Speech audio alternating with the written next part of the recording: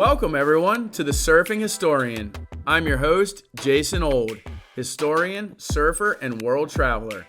This podcast is dedicated to highlighting some of the latest scholarly research in humanities, social sciences, and surf studies. So paddle out with us while we glide through the world of academia.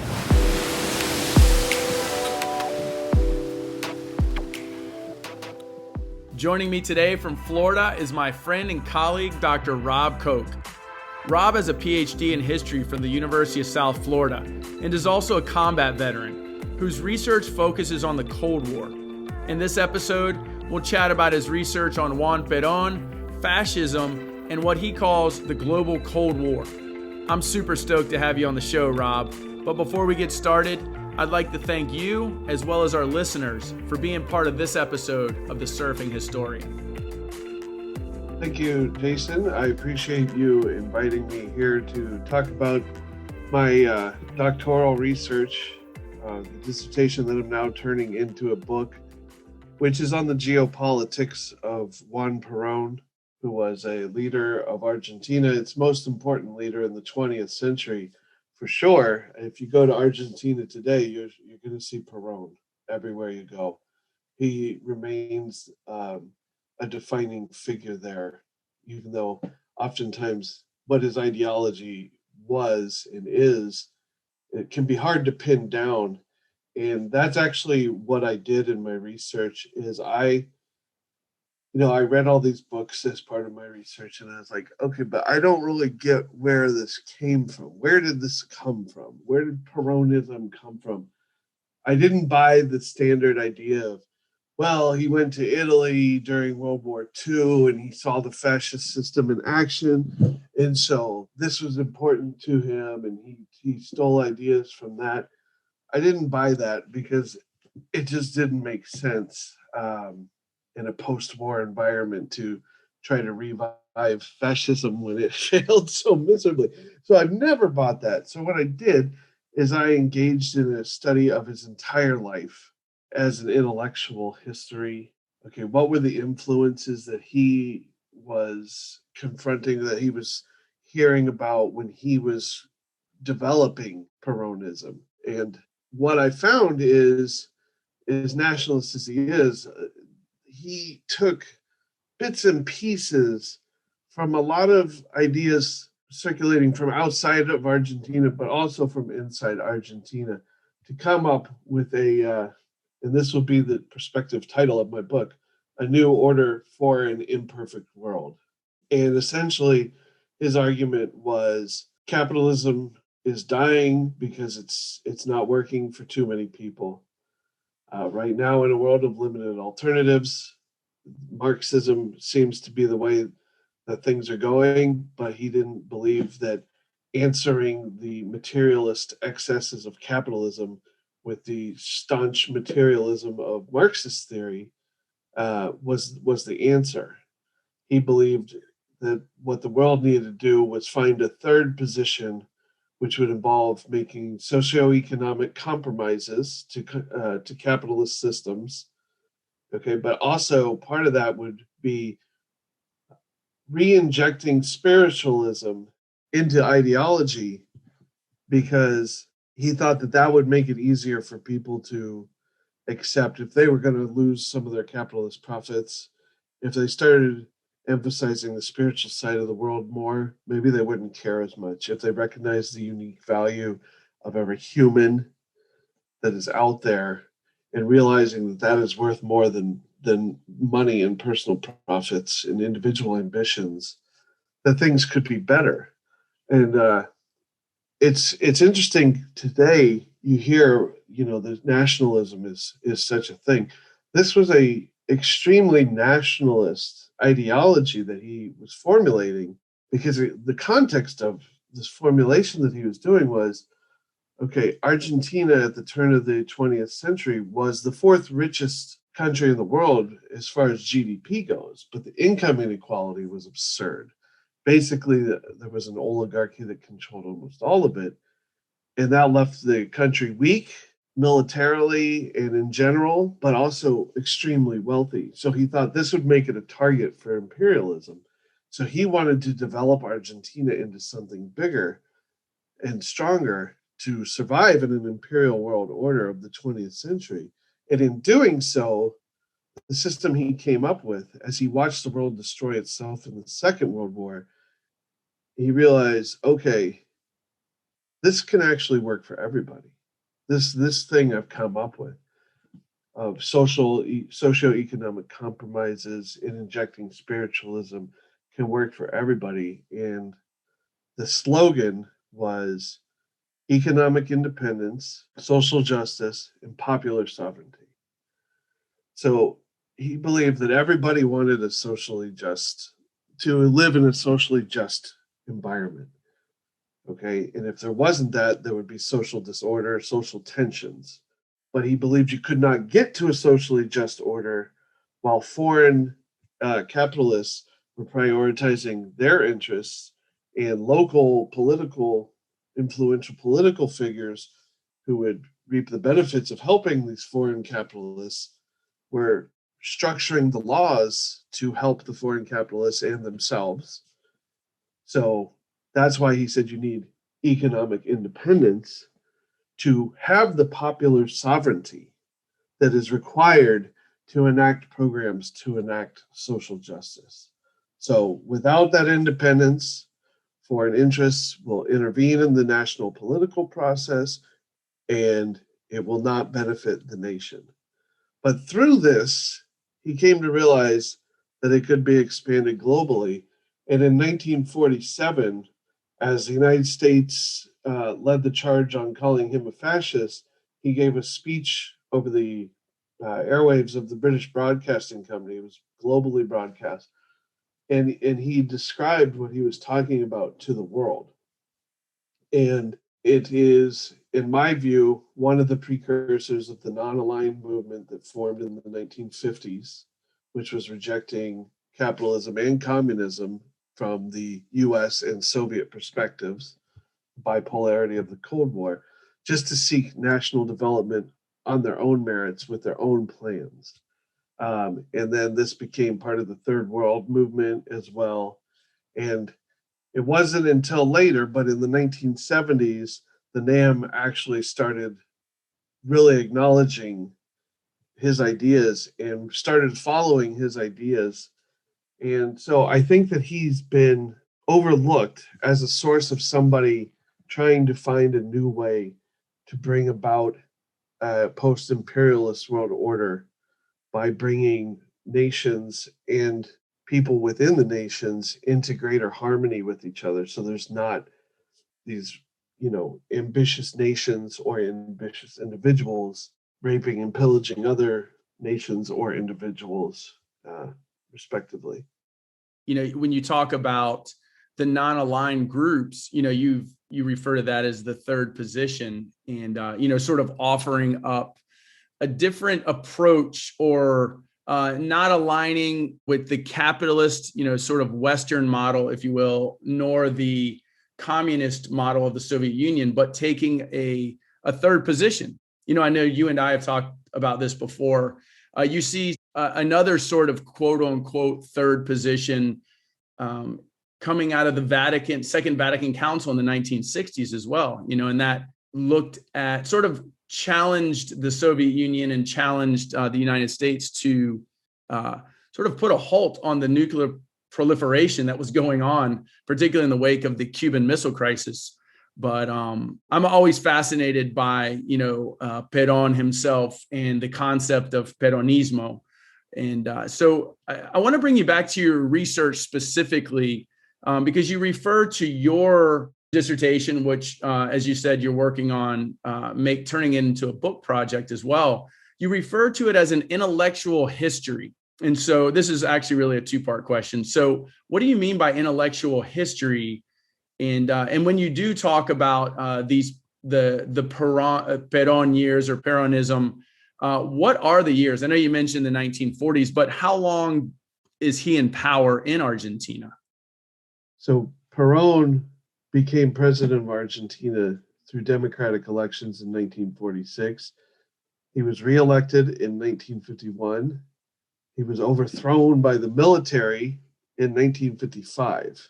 Then he was in exile, but his ideology was not in exile. It remained the most popular ideology in Argentina by a long shot. And finally, he came back to power again through a third democratic electoral victory in 1973. But he died months later in 1974. So now turning to the what is an intellectual history? It's the history of ideas. Ideas give birth to other ideas, and this is like a genealogy of ideas, you could say. And so if you wanted to envision a family tree, instead of rising from Perón into all of his offspring, figurative offspring, imagine a family tree in reverse, where all these thousands and millions of ideas circulating funnel and latch on to each other and so forth, down to him and into his head. He's the base of the tree in this reverse model. So I look at whatever I think was likely to have influenced him. He was a military officer, so I look at the military training he received as an officer, which was provided by Germans who were teaching about Weltpolitik, Realpolitik, which is basically how to assess threats in the world and how to adjust your state in response to those potential threats, but also in the cultural context of being an Argentine and a Latin American. So I look at what was going on in the intellectual trends, especially regarding nationalism and anti-imperialism in these early years. So Argentine nationalism and then more broadly anti-imperialism has a strong history in Latin America, but also the world. So what I did is I looked from his most immediate context, that of a military officer in an Argentine, and worked my way out from there to kind of come to my conclusions on these are the influences. And you can see I worked backwards from what he produced and said, well, where did this come from? Given that I know the final result, he obviously took from this guy over here and this guy over there. Jose Marti was a strong Cuban anti-imperialist, for example, who emphasized the strength of the youth and the spirit of the people of Latin America rising up. That was something that Perón was really fond of. That also meshed with the ideas that the Germans were teaching on the strength of the youth and having them prepared for military service to make a strong nation. So there was these areas of overlap. And I say, okay, where we have overlap that also meshes with what he said, there you have evidence. That's what he was talking about. So I hope that not only explains what intellectual history is, but the process. Yeah, thank you for helping myself and the listeners, of course, understand what that is and your process. And so I guess a follow-up to that is I know that you're not from Argentina. Juan Perón is, of course. So I guess my question for you is, what inspired you or compelled you to research Perón specifically? That's a good question that I get asked a lot.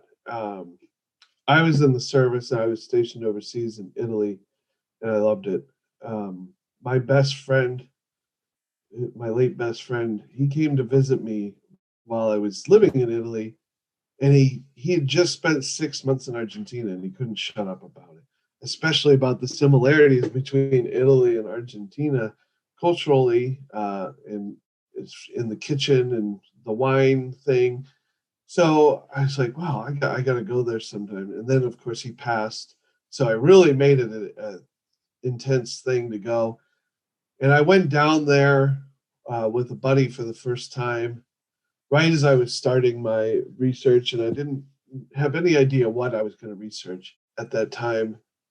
And I was just really interested by how omnipresent Perón, the symbol of Perón, is in that country decades after his death. Of course, as he said, he died in 1974. His wife, Evita, died in 1952, and yet they're both everywhere. So what kind of longevity gets you 70 years of cultural presence. Why? I had heard some things and read some things, but I wanted to really get to the gist of it. And I actually started studying the Dirty War in Argentina first, which was a state terror campaign that killed upwards of 30,000 people, depending on which reports you believe, of the military doing counterinsurgency on its own population. And this interested me because, as I mentioned, I was in the military and I performed counterinsurgency operations in Iraq and Afghanistan, but it was nothing like what happened in Argentina. And so I started looking into that, and it became rapidly apparent. Okay, Perón is at the core of this, but why? Why? Was it really just because he liked workers, and he wanted workers to have a better plight? Why was the military? Why did the Argentine military target Peronists more than Marxists, and why were there more Peronists than Marxists? So these were all the reasons that led to me researching Perón and Peronism and coming to an answer of, well, his geopolitics were a huge part of the military's concerns during the Cold War, which a lot of scholarly work doesn't get into that. It looks more at the domestic issues, which were of course relevant. Oh, absolutely. And, speaking of the domestic issues in Argentina, I actually, and before getting into what you refer to as the global Cold War in your dissertation, I'd actually like to talk about what you say is at the core of your thesis. And, with regard to Perón. These contrasts should make us think about how it was possible to be a fascist in the 1940s and with the same ideas or same core ideas emerge in the 1960s as a youth leader of a faction of the radical left, only to be resurrected as an influence at the peak of neoliberal rule in the 1990s. And then again in Latin America's pink wave rejection of neoliberalism with Kirchner.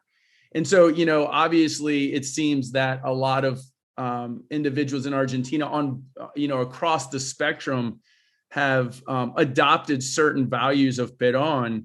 Would you mind, because like you say, this is sort of at the core of your thesis. Would you mind sort of briefly walking us through how this is even possible?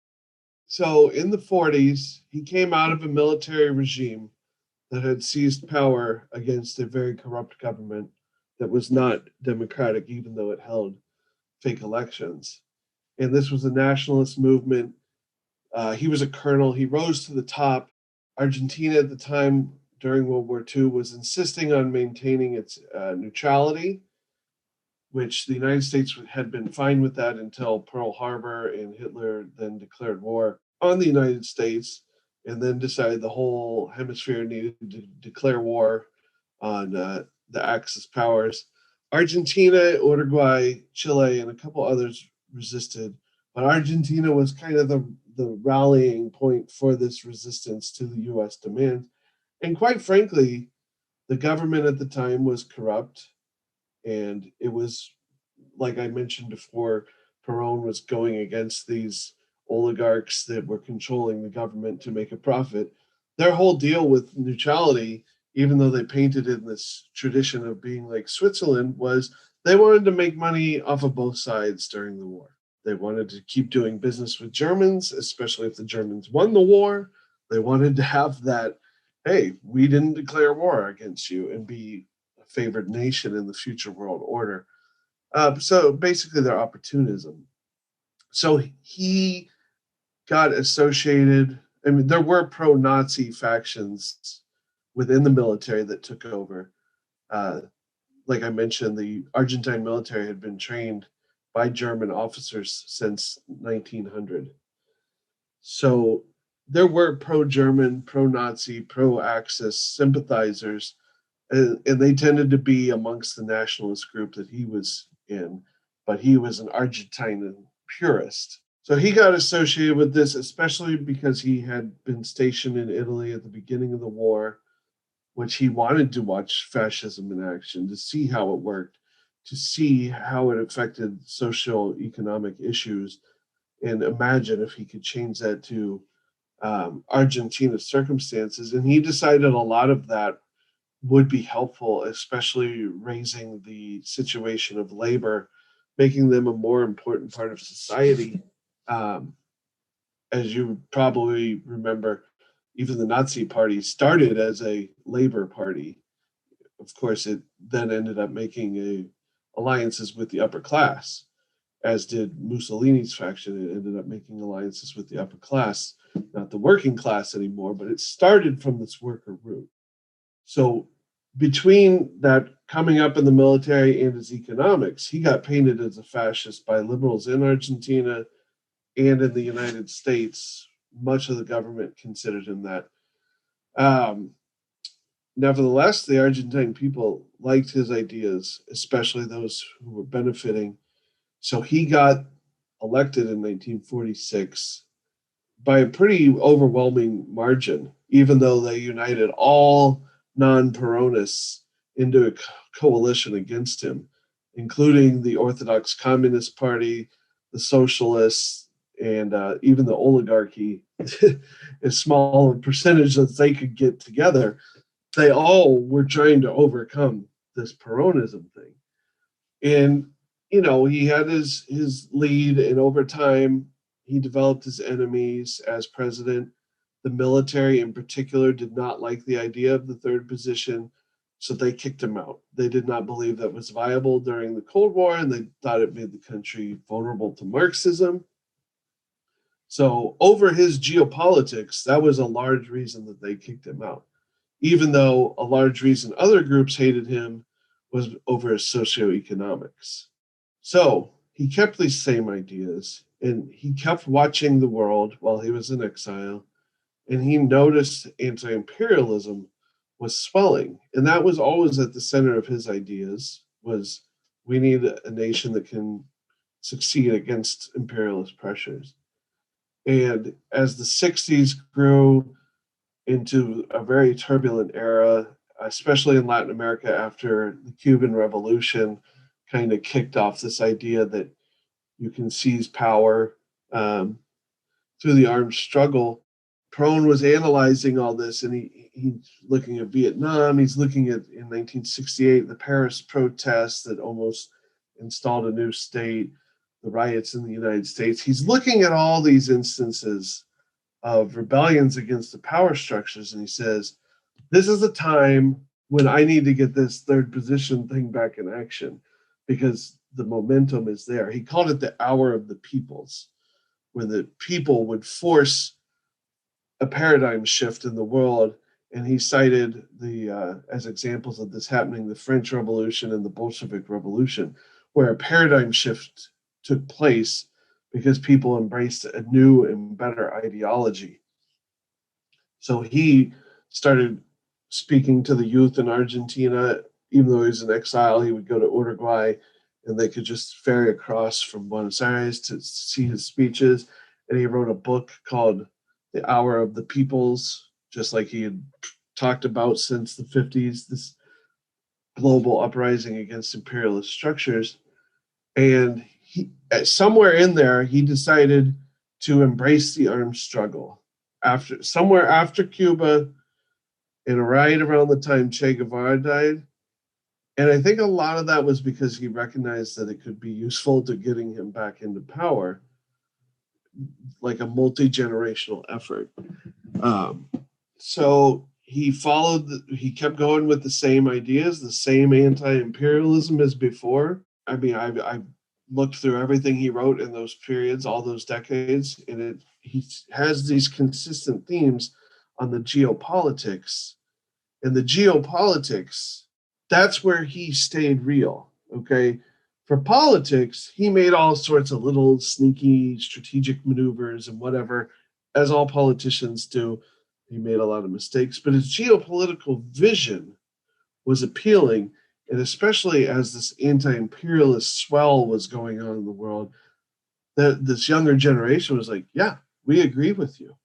And the group that I discussed, the radical leftist nationalists, they were called the Montoneros. and they were Catholic kids, basically mainly from middle-class families in Argentina, who learned about these ideas at the university level, often from priests who were part of an anti-imperialist movement within the Catholic Church that formed after the Vatican reforms you were discussing. And so there was this confluence of energy that brought him back into power, helped him overturn this dictatorship that had kept him out of power for 18 years. Of course, he dies. So then after that, to get to the second half of this question, I know the first half was lengthy. In the 90s, Carlos Menem gets in. He's a Peronist, but he was not really a Peronist. Once he got in power, he started doing everything pretty much the opposite of what Perón was saying in terms of trade and whatnot. And then the Kirchners came in after that style of neoliberalism, free trade, failed, and they brought back more of the nationalist ideas, industrialization, we have to industrialize, that Perón had always championed.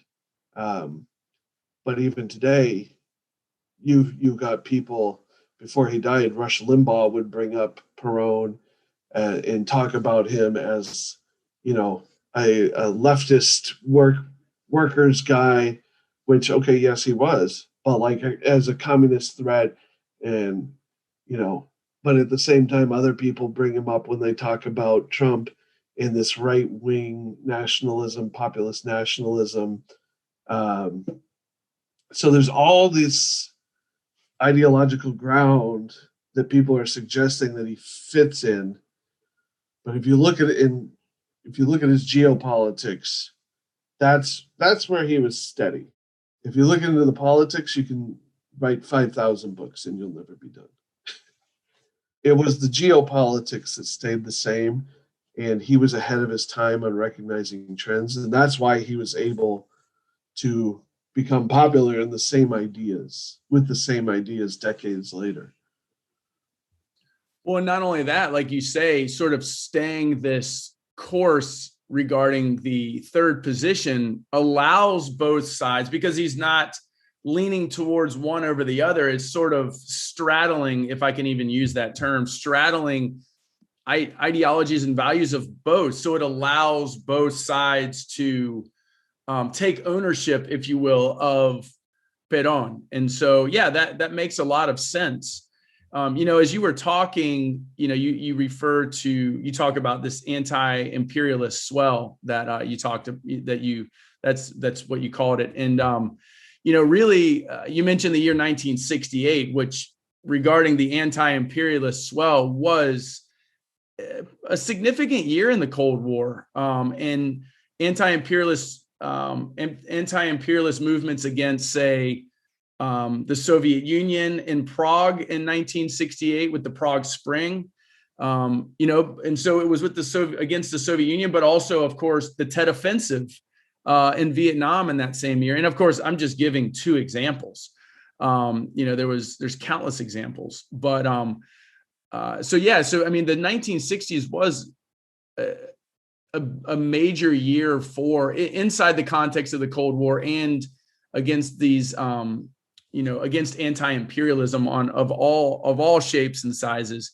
So in talking, you use the term the global Cold War, and of course, I gave examples of what used to be called Czechoslovakia, right, with the Prague Spring of 1968, and then of course Vietnam with the Tet Offensive, all sort of cased within the Cold War. And so you use the term the global Cold War in your dissertation. Can you explain a little bit about what you mean by that and with the use of that term? Yeah, absolutely. A lot of people have this conceptualization of the Cold War as an East-West struggle between capitalism and Marxism, or democracy and Marxism, however they want to look at it. But the players being the United States versus the Soviet Union, which of course that was a fundamental part of what was going on. But that East-West narrative between these two superpowers overlooks the global playing field in which all these tensions and other tensions that were related to varying degrees were played out on. I mean, you had struggles, the Cold War, after it left Europe in the early 40s, it started with the Berlin Wall and all these things. Not the Berlin Wall, I'm sorry, the partition of Germany, and there was a Marxist revolution attempted in Greece. After that, the fury kind of spread to Southeast Asia with China and Indochina, both having these Marxist movements fighting for political control there.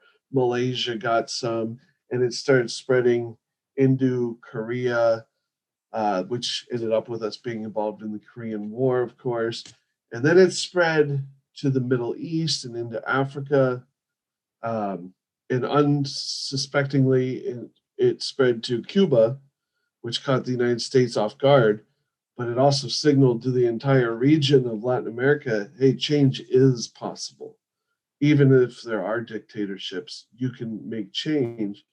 And so people in this period, it really was an hour of the people's, even if it wasn't 100% as effective as Perón thought it was going to go. People all over the world during the Cold War were changing the systems. I mean, by 1961, you had 10 former colonies in Africa, 17 former colonies that were now independent nation states, and you had others that were fighting for it. Most of the old colonial world order was dismantled during the Cold War period, and the superpowers vying for those, plus the national interests within those countries, turned it into a global mesh. So you can't just say it was East-West, and you can't just say it was a North-South like Kenya versus England, because it was envisioned as a bigger thing. A lot of thinkers, especially in the West, believed that what was going on was this was a struggle for control, for dominance in the world order. And it was going to be the capitalist system or the Marxist system. And they knew which one they didn't want. So this was at the seed of a lot of these interventions you see from northern states during the Cold War. But at the same time, the Soviet Union was also happy to try to shift more nations into a similar model, believing that the more nations we get behind us, the closer we get to changing the geopolitical balance of power to favoring Marxist models, at least, and moving that much closer to kind of the universal vision of Marx of a communist world order. Yeah, I'm glad you've scaled this out beyond the East-West conflict. And of course, when you refer to the East-West conflict, of course, we're talking about the United States and its allies, and of course, the Soviet Union. And so, but you in your dissertation, you argue that when we pay attention to all these events together, instead of as separate issues, we can understand how Perón developed as a thinker and the originality of some of his ideas. And so, obviously Perón plays a role in this as well. And so, it was great to read this and see how you've taken a wider approach to many of these issues that a lot of times even historians have studied in isolation. And so how does, with regard to Perón, with regard to this wider lens, what role does Perón play in this? I hope that's a fair way to put that, but would you mind elaborating on some of the more concrete things you found regarding Perón during this time period? Yeah, absolutely. I think number one would be the non-aligned movement. Whether they directly, the members of the non-aligned movement, directly attributed the formation of the NAM, as it's called, to Perón's ideas or not, they were at least in there. In 1947, he was saying, if we replace bipolar antagonistic ideologies, materialist ideologies, with something more just, we can have a better world, and suggested that these nations work together. Any nations that wanted to reject the bipolar world order work together to try to help each other develop. And I think that that's what the NAM always was, even though the NAM's progress was slow. It's hard to get hundreds of nations to agree on things, and it does take time. By 1973, after he addressed the NAM and said, look, you guys, we really have to engage in cooperative global South-South trade. In 1973, right after that session in Algeria is where it was held, the NAM actually instituted that. Before that, it was just kind of a broader solidarity, which was what he suggested in the 40s. Like, we need to have solidarity with each other. So the NAM is the number one concrete thing. And I'm not saying he's the only one. I'm just saying he's left out of the discussion, and he shouldn't be. He should absolutely be part of the discussion. And this leads back to the whole idea of Latin America's place in the anti-imperialist struggle of the world to begin with, anti-colonial struggle included, because just like the United States, Latin America was completely colonized by Spain and Portugal, and they threw them out. Then after that, they dealt with imperialism. So Perón was coming from this world where they had decades of experience of post-independence imperialist problems.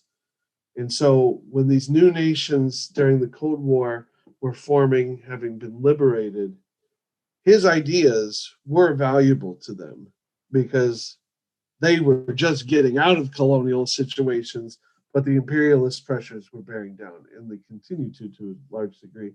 Another concrete thing, other than obviously the way he helped countless lives in Argentina with his socioeconomic reforms, was his idea of Latin American integration, which, again, he wasn't the godfather of this idea either.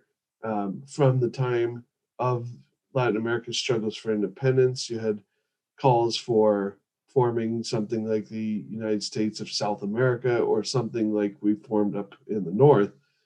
But he really was pushing for this, starting in the 40s, but then in the 50s, he made it a priority, and he expanded trade ties throughout the region and was talking a lot about how the region could help itself develop.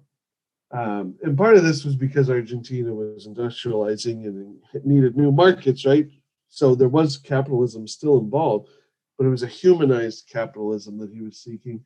But anyway, these deals that he made for integration eventually led to the Mercosur, which is the South American Common Market, which is like a European Union or free trade, such as you have in between the States and the United States.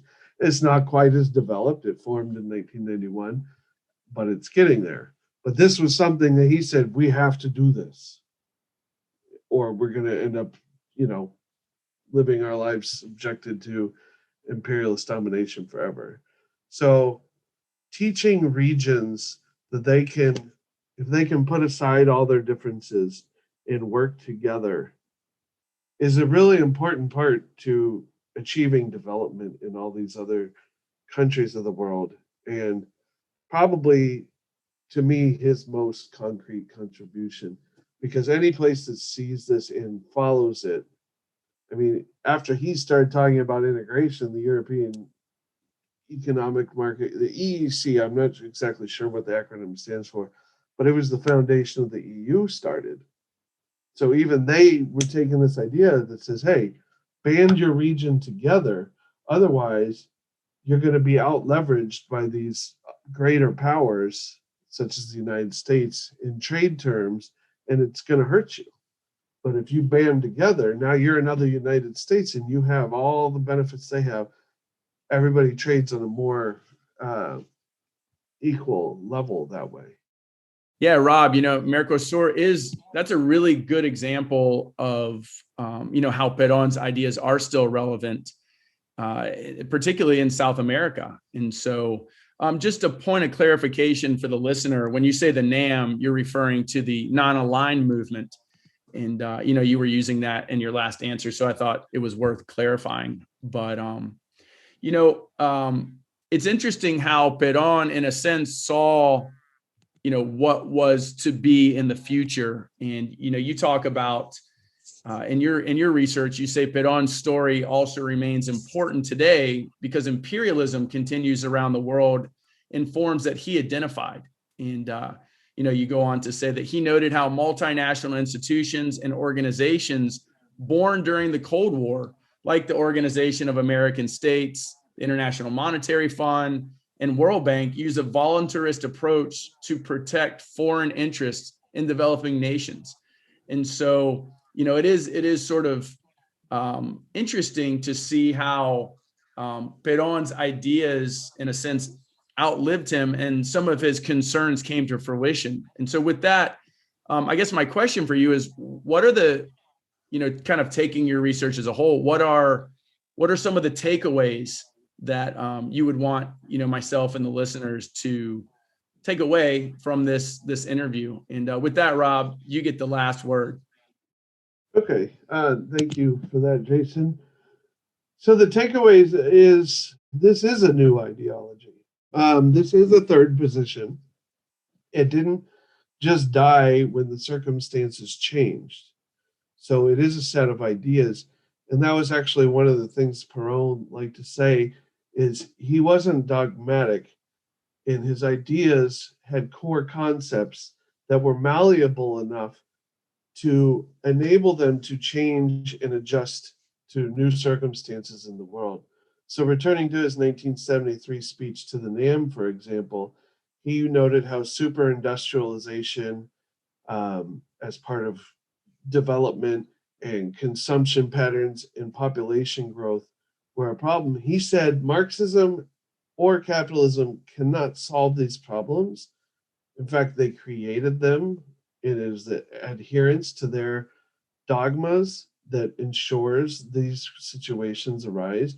So part of capitalist development, industrialization. If you say everybody has to industrialize, well, now you have too much production. Where's it going to go? If every nation is producing as much as China, who's buying it? And so he said, these are problems that we're going to have to face. And these systems aren't. But if you follow the guidelines of social justice, economic independence, and popular sovereignty, you can find solutions. And his solution for the superpopulation and super consumption and production was, hey, we have to curb patterns on all these things: consumption, production, and population growth, because the world has a limited amount of resources and it has an environment, and we are exhausting the resources and destroying the environment. And once the damage is done, it's done, and it can be permanent. He said, we need to fix this, and this is how. We're already using more resources than are naturally replenished by the planet. In a year, we use that by August. So we're dipping into, okay, obviously centuries and eons of reserves, but the population is growing exponentially all the while, and production is also. So we are only going to be going faster and faster through these resources as it moves forward. So that's the big takeaway, is this ideology is flexible. These guidelines, which he credited Jesus of Nazareth for these guidelines in one speech, wherever he got it from, they can be applied to a number of situations that are arising today, and you can find solutions. They're not always seemingly practical solutions, but sometimes you have to kind of suffer a little bit for the general good. And that was the gist of Peronism, is putting the collective above the individual, because the collective has value. Humanity has value.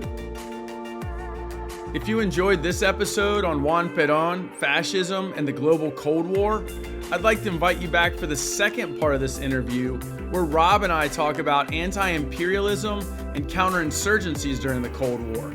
This will certainly be an episode you won't want to miss.